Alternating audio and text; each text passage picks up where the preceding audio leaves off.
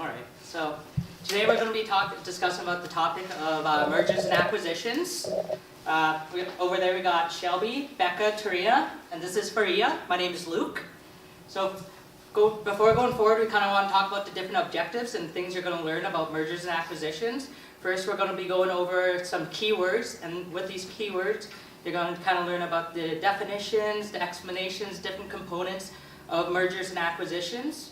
Following that, we're going to be learning maybe some positives and efficiencies of mergers and acquisitions.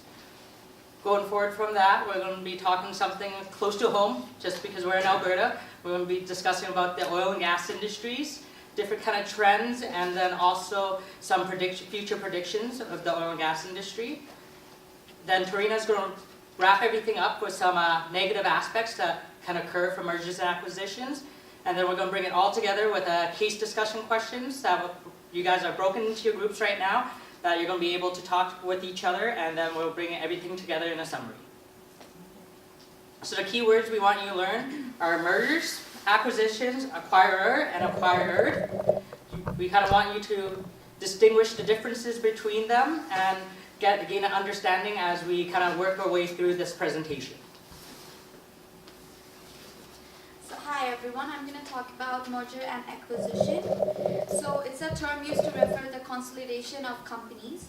So specifically, merger is the combination of two or more companies in creation of a new entity or formation of a holding company. On the other hand, acquisition is the purchase of shares or assets on another company to achieve a managerial influence in which no new company is formed. So an example of merger would be JDS Fittle Corporation and Uniface Corporation, which formed together to JDS Uniface. And an acquisition example is the Manulife Financial Corporation acquisition of John Hancock Financial Service Corporation. So next we're going to talk about the classification of merger and acquisition, which has three perspectives: value chain, relationship, and economic area. So for value chain, the horizontal merger and acquisition involves the joining together of two companies producing essentially the same products or services that compete together with each other. So the acquiring and target companies are competing firms in the same industry. For vertical merger and acquisition, combination of firms in client-supplier or buyer-seller relationship. So one of the companies is an actual or potential supplier of goods and services to the other, such that both companies are engaged in the same kind of business. So conglomerate merger and acquisition involves coming together of two companies in different industries. That is, business of two companies are not related to either vertically or horizontally. Now we're going to talk about the relationship. Now we're going to talk about the relationship of merger and acquisition. So when merger and acquisition transaction is undertaken in a friendly manner, the board of the target company agrees to the transaction. On the other hand, if the board of directors and managers of the company are against the merger, it is called to be a hostile merger. In the economic area, merger and acquisition transaction could either be domestic or cross-border, with regards to where the companies involved base and operate. A corporate border merger and acquisition transaction involves two firms located in different economies or two firms operating within one economy but belonging in two different countries. Accordingly, domestic merger and acquisition involves originate from one country and operate in the economic country. Now I'm going to pass it to Rebecca. It's good time to come in, yeah.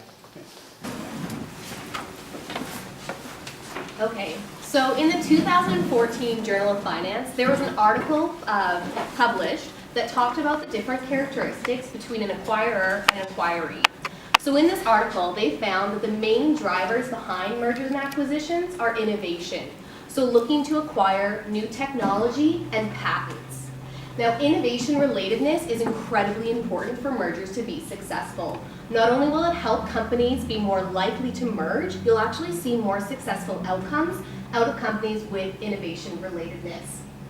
Now, with the style of market competition, companies who compete in a very narrow scope of products tend to have a high level of rivalry and antitrust. So they are not going to be likely to engage in mergers and acquisitions. Their main goal is to spread their brand, not to keep gaining market share. Now, with companies that have a large product portfolio, they are much more likely to engage in mergers and acquisitions, and it's because they do not have the fear of antitrust and rivalry, and they are just purely looking to expand their portfolio of products. So for the acquired characteristics, now this was found, the research they did, they looked from 1984 to 2006 of all the completed mergers that took place in the United States. So from that, they found that an acquirer is going to be a larger company, they're likely to have really high innovation output, and they're going to have experience in operating performance. So with their operating performance, we're kind of looking at their financial stability. So what is their fixed asset ratio? What is their sales revenue per employee? And their operating cycle.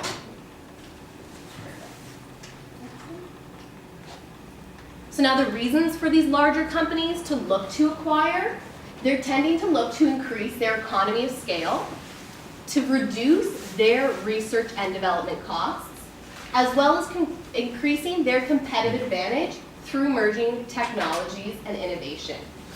Now, for our firms that are likely to be acquired, they tend to have very slow growth, but high investment into their research and development. So these large companies see these target companies as needing a little bit of help. They see that they're on their way, but if they can absorb them into their company, they're more likely to take them further. So now, we are going to turn it to you guys. We would like to know who in here has had experience working with a company who's gone through a merger and acquisition?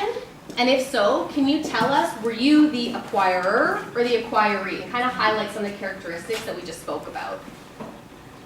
So in twos or threes, or feel free to get together with the front row, the back row, and we can come around and assist. Is everyone good with what we are asking the groups to discuss?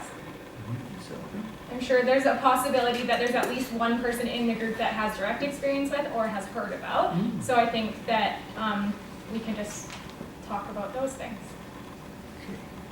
Talk with your peers. Sure. It's a niche of Well, I mean, EDO. whatever you guys want. Is it like, if you were EDO. Oh yeah, that's medium size. Yeah, they're the fifth and do you think that that was largest. successful? So BDO was acquired. No, well, they were the acquiring firm, and they acquired Hudson, which was a quite large deal for them. So we had about 80 to 90 staff, which is how they. And do you think that that was successful? Like, it increased efficiency? Yeah, well, it's still They had offices, they had offices in Calgary, High River, and Okotoks. We have like 600 offices throughout Canada. So we're larger than their office. When we became an office of 300 people. And it was very interesting. You get to see, like, there was so much I work was and the effort IT going into it. person, so I got to see both sides and see the reading of it. Would you be able to characterize the cultural dimension on both sides before the On its way to success, you know, you hate to see, like, From there was so much work understanding and of effort Hudson, going was into that they were very almost like a country club. Okay. Very collegial. Going on with the discussions, it sounds like a lot of you have either been in successful mergers and acquisitions or maybe going through not such mergers and acquisition transitions. So now I'm going to pass it off to Shelby and she's going to take our next section. Thank you. So now we're going to move into a little bit of mergers and acquisitions trends. So as we've discussed, we're going to go into oil and gas, but we're going to start here. So for mergers and acquisitions in Canada, the total in 2015 was $281 billion. That is up 34% from 2014, and that puts it 2015 at an 8-year high. So as you can see on here, 2017 is the highest total there, and then 2015 is next. Of the $281 billion, $201 billion of it was Canada pension funds, money managers, and corporations buying overseas to acquire foreign assets. And the size of the deals in 2015 were uncharacteristically large. Some single deals were over $10 billion. We can go to the next one. So here are just some notable mergers and acquisitions of 2015.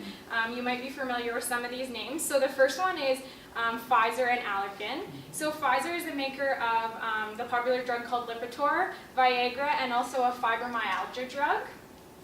So Pfizer purchased Allergan for $148.57 billion, which made it the second largest corporate merger ever. This acquisition gave Pfizer control over Botox, and it also allowed them to move their headquarters to Ireland, which allowed them to see lower tax rates. This also made Pfizer one of the largest drug makers in terms of sales. The second one is Heinz and Kraft Foods. So Heinz bought Kraft Foods for $53.83 billion, and the purchase brought together the popular brands that you're all probably aware of: Oscar Mayer, Maxwell House, Kool-Aid, and Heinz Ketchup.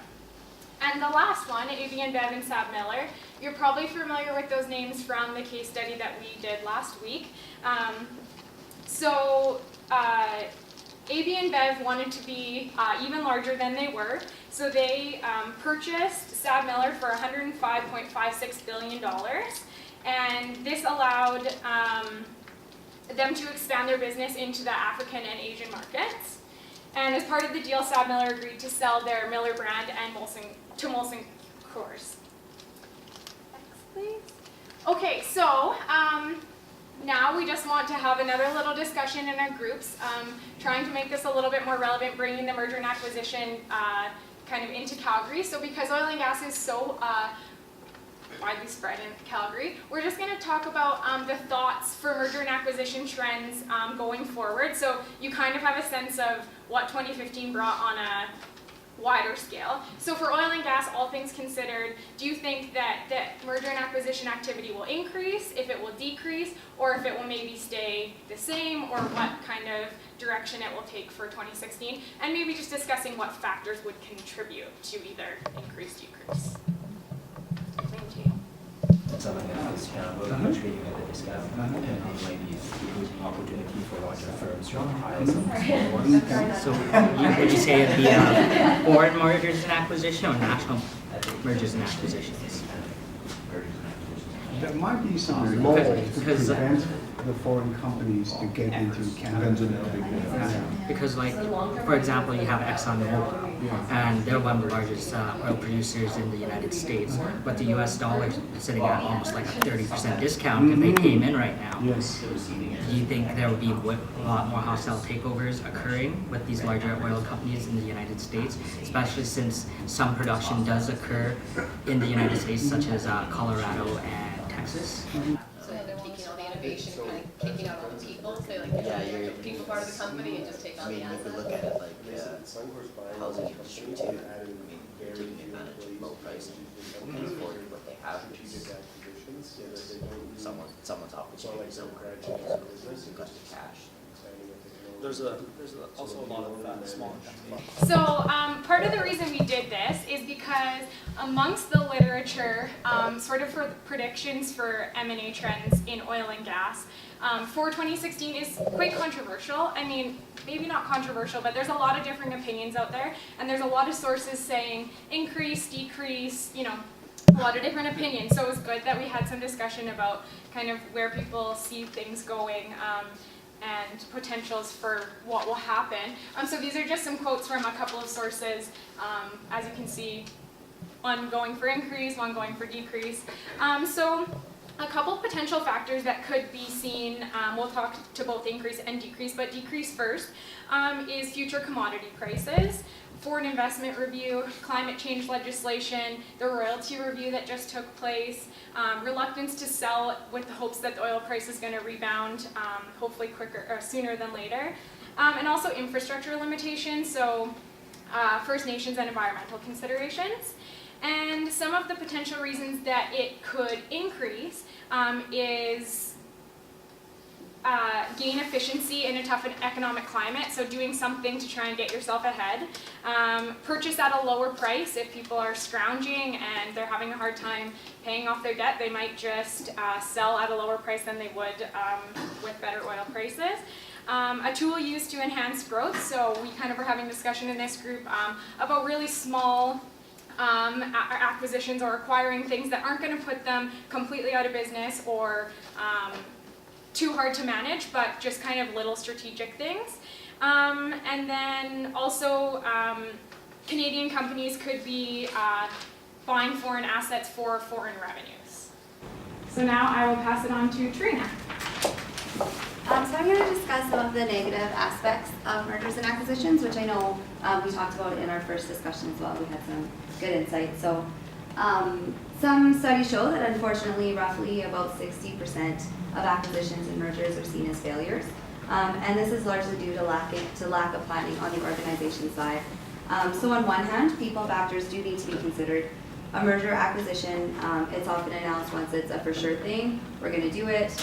So there hasn't been a lot of transparency provided to people in the organization, which has probably also allowed for the rumor mill to start. People start, they might jump to another job, being worried that their job might be coming to an end. They might be resistant to learning new skills because they feel like they might not be relevant to their position. They'll be concerned about taking on new technologies, as well as even just their relationships that they have with some of their colleagues. They might get a little bit nervous about losing those. So the decrease in employee morale will happen, which will often lead to a decrease in productivity. And as well, management's time will be devoted to planning for this acquisition, planning for the merger, trying to get rid of some of the rumors going around. So they're not putting their effort into change management practices, ensuring that their staff feel that their core needs are being met. And so with that being said, internal growth and innovation often slow down.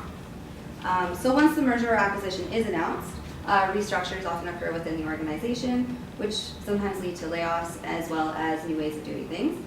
So employees sometimes are provided with notice. They know that their contract might be coming to an end. They have some time to look for something else. They might be completely caught off guard, or they might actually even be required to reapply for their current position. So they're people in general, they're generally resistant to change if they don't see the benefits right there for themselves. And quite often in mergers and acquisitions, the benefit for the company is stated, but maybe not for the internal people. So they might be upset about their new leaders, new colleagues, new offices, new processes, any new technologies. And top management, they might not even have clear roles and responsibilities throughout the changes. So decision making might fall flat. People might feel like they're not responsible or accountable for certain decisions, or they might feel that other people should be accountable. So some blame might be placed on people, and the organization will just take time to develop these new norms. As well, tying back to some of Rebecca's information, research and development might suffer in the short term, especially when two very similar companies are coming together because of the employee turnover, closing of the research and development locations. And if competition isn't seen as a motivator anymore, some people might just not really want to work that hard to come up with new ideas. And so, as I mentioned before, the decrease in employee morale might also affect productivity, which could potentially affect the customer base. So if you were a salesperson, you thought that your job might be coming to an end, you have no idea what direction your company is going in, you might not feel confident selling your company's products any longer. As well, if you're a shareholder, you might hear rumors, have concerns, you might want to pull out. So an example of an unsuccessful merger due to organizational culture was in the late 90s when Daimler-Benz AG of Germany and the Chrysler Corporation in the States, they connected their companies into Daimler and Chrysler AG. So by 2004, the market value of the whole company was over half lower than the accumulated value of the both companies before the merger. So once that became obvious to the company, they made the decision to divide the companies again. Daimler had a really clear chain of command, and they were really very much about the hierarchy, whereas Chrysler was much more team-oriented. And they also had very different ideas of what their clients wanted. So one area was focused on quality, reliability, while the other was just kind of focused on the catchy designs and being competitive in the market. So for employees, there was that severe lack of trust. The merger was actually called a merger of equals, but it was really obvious that many American executives were being replaced by German counterparts. And so although Daimler purchased Chrysler for $38 billion in 1998, Chrysler was sold in 2007 for $7.4 billion. And then Luke is going to wrap it up. Okay, for our case discussion, I'm going to quickly give a quick bio and company overview of two different companies. It's going to be close to home because we're going to talk about Suncor and Canadian Oil Sands. So Suncor is a Canadian integrated company that's based here out of Calgary, Alberta. Suncor operates across Canada and also in Colorado. Their production and refined products are marketed to industrial, commercial, and retail customers. And Suncor has a mission of creating energy for a better world. And they operate in areas such as the oil sands, exploration. They also do supply and trading and wind power and other areas of energy. Three focuses that I found on their website were sustainability, innovations in technologies, and reclamation. With sustainability, the issues that they kind of focus on are greenhouse gas emissions, regional issues such as reclamation, and that's I touched on just a second ago. Reclamation of land is very expensive. Since 1967, Suncor has disturbed about 22,000 hectares of land, and by the end of 2014, they've only reclaimed about 1,900 of that, which is a really small percentage of land reclaimed that they've used up. And innovations and technologies that they're kind of pushing towards is focused on better productions and kind of tapping into the power of the oil sands. So next I'm going to quickly talk about the Canadian oil sands. So Canadian oil sands, they generate most of their revenues through their oil investments. A very notable oil investment that they have is Syncrude Energy. Syncrude is a joint venture between 7 companies. These 7 companies are Canadian Oil Sands being the biggest interest market shareholder. And then next you got Imperial Oil, Suncor, Sinopec Oil Sands, Nexen, Mokel Energy Limited, and Murphy Oil. So Canadian Oil Sands is the largest at 36.74%. And then next to them, you got Imperial Oil sitting at 25%, and then third, Suncor at 12%. Canadian Oil Sands, Syncrude, talking about them, they're one of the largest operations in Canada's growing oil sands industry, and they have a mission of securing Canada's energy future with the vision to lead, the knowledge to succeed, the commitment to do better, and a heart to win the race. So our case discussion, as I mentioned, is gonna be on the Canadian oil sands and Suncor. It was stemming off of a hostile takeover that's occurred in October, which failed, but this acquisition went through near the end of January, and I think about 2 days ago, or it might have actually been yesterday, Suncor actually acquired almost all of Canadian Oil Sands shares, and they have another option on the table for the shareholders that are currently holding onto their shares for an exchange of 4 Suncor shares for every 1 share of Canadian Oil Sands. So with the groups, I'm going to discuss why the acquisition was made instead of a merger, and what are the possible reasons why Suncor wanted to acquire Canadian Oil Sands. And then following that, talk maybe about the positive outcomes and the problems that can occur from this acquisition for Suncor.